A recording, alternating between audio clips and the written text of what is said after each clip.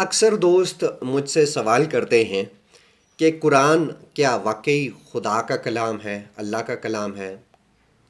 کیا واقعی یہ اللہ نے لکھا ہے؟ اللہ قرآن میں دعویٰ کرتا ہے، یا قرآن کا اللہ دعویٰ کرتا ہے کہ اس نے قرآن کو آسان بنا دیا، لیکن کیا یہ واقعی آسان کتاب ہے؟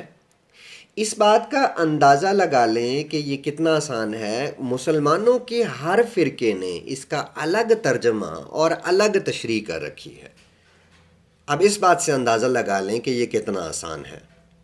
چلیں ترجمہ اور تشریح تو چھوڑیں، اگر یہ کتاب واقعی کسی خدا نے، کسی گاڈ نے، کسی اللہ نے لکھی ہوتی تو اس میں کسی بھی غلطی کی کوئی گنجائش نہیں ہونی تھی، اس میں کسی بھی کانٹرڈکشن کی گنجائش نہیں ہونی تھی، کسی بھی تضاد کی گنجائش نہیں ہونی چاہیے تھی۔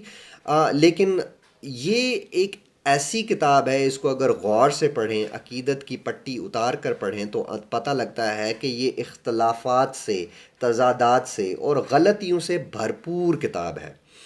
چلیں غلطیوں والا سبجیکٹ تو ایک الگ ٹاپک نکل آئے گا، اس پہ پھر کسی دن آپ کو بتاؤں گا کہ قرآن میں کس قسم کی اور کون کون سی کہاں کہاں پر غلطیاں ہیں۔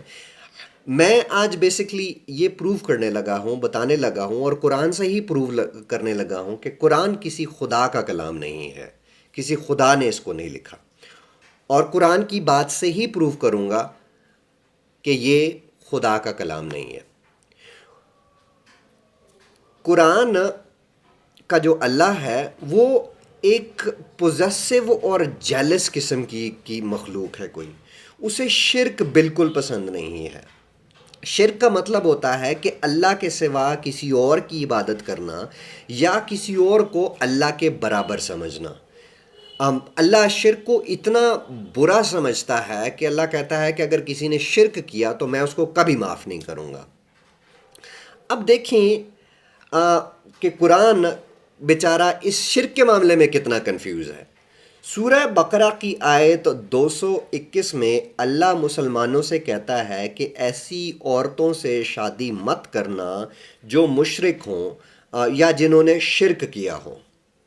سورہ معاہدہ کی آیت نمبر 116 میں اللہ عیسیٰ سے مخاطب ہو کر کہتا ہے کہ کیا تم نے ان لوگوں یعنی عیسائیوں کو کہا تھا کہ مجھے اور میری ماں کو دو خدا بنا لو؟ یعنی یہاں اللہ عیسائیوں کو مشرک کہہ رہا ہے، کیونکہ عیسائی مریم کو بیوی اور عیسیٰ کو اللہ کا بیٹا مانتے ہیں۔ سورہ معاہدہ کی آیت 5 میں اللہ مسلمانوں کو اہل کتاب یعنی یہودیوں اور عیسائیوں سے شادی کی اجازت دے رہا ہے۔ اب کنفیوژن دیکھیں، پہلے کہتا ہے شرک والیوں سے شادی نہ کرنا، پھر کہتا ہے عیسائیوں نے شرک کیا، پھر کہتا ہے عیسائیوں سے شادی کر سکتے ہو۔ ارے کہنا کیا چاہتے ہو؟ قرآن ایسے تضادات سے بھرا پڑا ہے۔ آئیے ایک دو مثالیں اور آپ کو دیتا ہوں۔ سورہ القصاص کی آیت نمبر 2 میں کہتا ہے کہ یہ کتاب روشن کی آیتیں ہیں، یعنی یہ ایک کلیئر کتاب ہے۔ سورہ العمران کی آیت 7 میں کہتا ہے کہ قرآن کی کچھ آیتیں متشابہ یعنی انکلیئر ہیں۔ دیکھیں سورہ بقرہ کی آیت 34 میں ابلیس یعنی شیطان کو اللہ کہتا ہے کہ شیطان فرشتہ تھا، جبکہ سورہ کہف کی آیت نمبر 50 میں قرآن ابلیس یعنی شیطان کو جن کہہ رہا ہے۔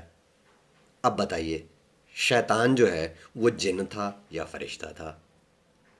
قرآن میں چونکہ تضادات ہیں اس لیے یہ کسی اللہ کا کلام نہیں ہو سکتا۔ قرآن میں اختلاف ہے اس لیے یہ کسی اللہ کا کلام نہیں ہو سکتا، کیونکہ قرآن خود سورہ نساء کی آیت نمبر 82 میں کہتا ہے کہ قرآن اگر اللہ کے علاوہ کسی اور کا کلام ہوتا تو اس میں بہت سارا اختلاف ہوتا۔ تو قرآن میں تو ایک نہیں کئی جگہ پر اختلاف ہیں، لہٰذا قرآن کسی اللہ کا کلام نہیں ہے، یہ انتہائی کسی گنوار قسم کے، ان پڑھ قسم کے اور بیوقوف قسم کے آدمی کا کلام ہے۔ دوستو، قرآن اور اسلام کو ایکسپوز کرنے کے کام کو جاری رکھنے کے لیے مجھے آپ کی سپورٹ کی بے حد ضرورت ہے، اور یہ سپورٹ آپ مجھے پیٹرین کے ذریعے اور پے پال کے ذریعے کر سکتے ہیں۔ پیٹرین اور پے پال کے لنکس آپ کو پن کمنٹ میں مل جائیں گے.